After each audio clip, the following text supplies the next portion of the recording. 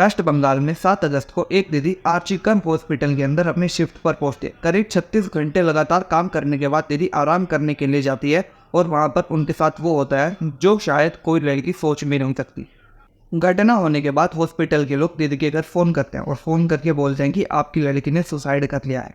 Suicide की बात सुनकर दीदी के माता पिता हॉस्पिटल पहुंचते हैं और हॉस्पिटल में पहुंचने के बाद उन्हें अपनी बेटी की बॉडी को देखने के लिए 3 घंटे तक का इंतजार करवाया जाता है।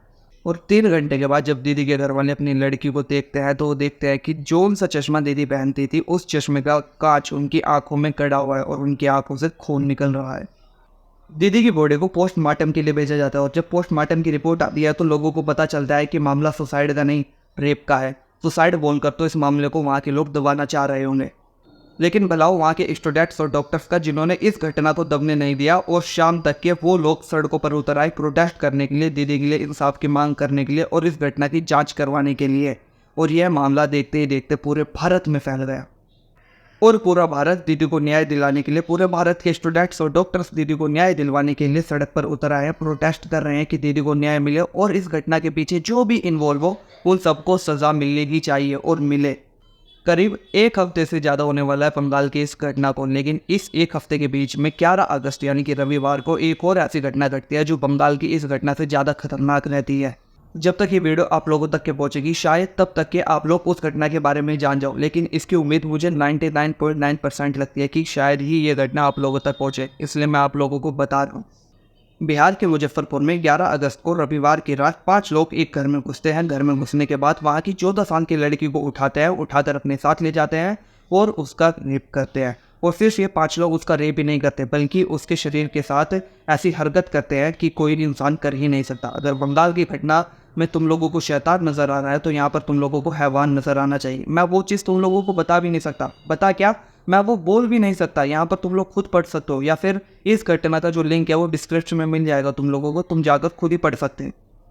और फिर कुछ गंदे न्यूज़ पोर्टल इस पर भी अपनी कास्ट पॉलिटिक्स कर रहे हैं। वो अपने न्यूज़ आर्टिकल में इस लड़की को दलित बता रहे हैं। इन लोगों को या फिर हमें कब समझ आएगी कि जिस लड़की का रेप हुआ है, चाहे फिर वो कोई भी हो, SC हो, ST हो, OBC हो, जनरल हो, सवर्ण हो, नीची जाति की हो, कोई भी हो, लड़की होती है, उसके साथ गलत हुआ है, उसे इंसाफ मिलना चाहिए। और अगर तुम लोग इसमें भी कास्ट देख रहे हो तो यकीन मानो इससे गंदा काम और कुछ है ही नहीं। ओह सॉरी, मैं तो भूल ही गया था। जब भारत के पढ़े लिखे नेता लोग विदेश से पढ़कर भारत में आकर जाति जाति खेलते रहते हैं तो इन न्यूज़ पोर्टल वालों के लिए ये बड़ी बात नहीं है। अब नेता की बात हो रही है तो आप लोग देखना, ये मेरा अंदाज़ा है कि कुछ नेता लोग इस बच्ची के घर पहुंच जाएंगे अपनी कास्ट पॉलिटिक्स करने के लिए। भले ही वो नेता लोग बंगाल जाने में संकोच कर रहे हो, लेकिन वो इस लड़की के घर, इस बच्ची के घर पहुंच सकते हैं ये दिखाने के लिए कि देखिए हम आपके कितने बड़े हितैषी हैं। और वही सेम नेता लोग जो इनके घर में पहुंच सकते हैं वो अयोध्या मामले में पूरी तरीके से चुप थे, वो उस 12 साल की बच्ची पर चुप थे। क्यों, ये आप सब जानते हो, लेकिन वो इस लड़की के घर, इस बच्ची के घर बिहार के मुजफ्फरपुर में पहुंच सकता है ये दिखाने के लिए कि हम आपके हितैषी हैं, हम इतनी दूर से आपके लिए यहाँ पर आए हैं आपको इंसाफ दिलाने के लिए। भले ही इनसे बंगाल में कुछ ना बोला जा रहा हो। ये नेता लोग आप लोगों की मदद ज़रूर करेंगे, लेकिन उसमें भी ये टर्म एंड कंडीशन देखेंगे, ये लड़की की कास्ट देखेंगे, ये लड़के की कास्ट देखेंगे, किसने किया है ये देखेंगे, किसके साथ हुआ है ये देखेंगे, जब जाकर ये आपकी मदद करेंगे। बंगाल में उन दीदी के साथ जो कुछ भी हुआ वो घटना तो हमने पूरे भारत में फैला दी, लेकिन अयोध्या की तरह बिहार का ये मामला तब ना जाए जो कि बंगाल से भी ज़्यादा खतरनाक है, इसलिए ये वीडियो बना रहा हूँ। 11 साल का था मैं जब निर्भया दीदी का केस हुआ था और मैंने लोगों को देखा था कि कैसे निर्भया दीदी को न्याय दिलवाने के लिए लोग प्रोटेस्ट कर रहे थे, लोग कैंडल मार्च निकाल रहे थे। और 12 साल बाद भी अगर हमें किसी को न्याय दिलवाने के लिए, किसी को इंसाफ दिलाने के लिए प्रोटेस्ट करना पड़ रहा है, कैंडल मार्च निकालना पड़ रहा है, तो सोचो इस देश के लिए इससे बुरी बात और क्या हो सकती है।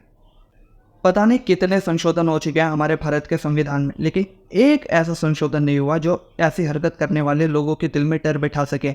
वो लोग ऐसे गुनाह करते हुए भी सोचे कि यार अगर ऐसी हरकत या फिर ऐसे गुनाह हमने कर देना तो हमारे साथ ये हो सकता है। एक ऐसा संशोधन होना बाकी है हमारे भारत के संविधान में कि ये लोग डरे कि नहीं यार अगर ये करा तो ये होगा, ये हमें करना ही नहीं है। अब भारत की कानून प्रणाली बहुत ज़्यादा ठोस हो चुकी है, सिर्फ एक ऐसा संशोधन चाहिए।